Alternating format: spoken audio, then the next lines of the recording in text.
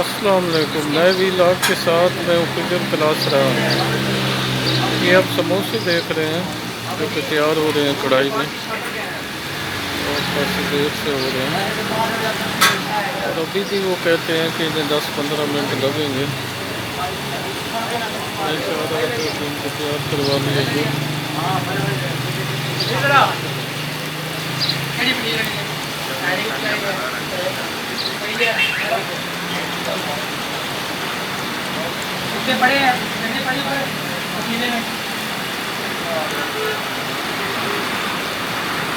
ये अपना कौन से समोसे तैयार कर रहे हैं? आलू वाले। अच्छा, आलू वाले सिर्फ आलू बड़े। वाले?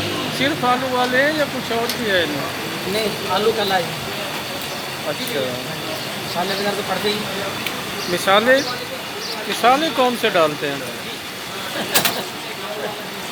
आलू वगैरह और मसाले, मिर्च मसाला, नमक वगैरह, जीरा, धनिया और सूखा धनिया। और इनकी पट्टी किससे बनती है? सॉरी, मैंने आपके पास। मैदे की अच्छा, पत्ती इसकी मैदे की बनती है। तो आप बता रहे थे वो धनिया का और क्या इसमें? धनिया सूखा ही पड़ता है, गीला ही पड़ता है, दोनों पड़ते हैं। ना बड़ा बंद कर देंगे। मैं समोसे का इंटरव्यू ले रहा हूँ। अच्छा अच्छा,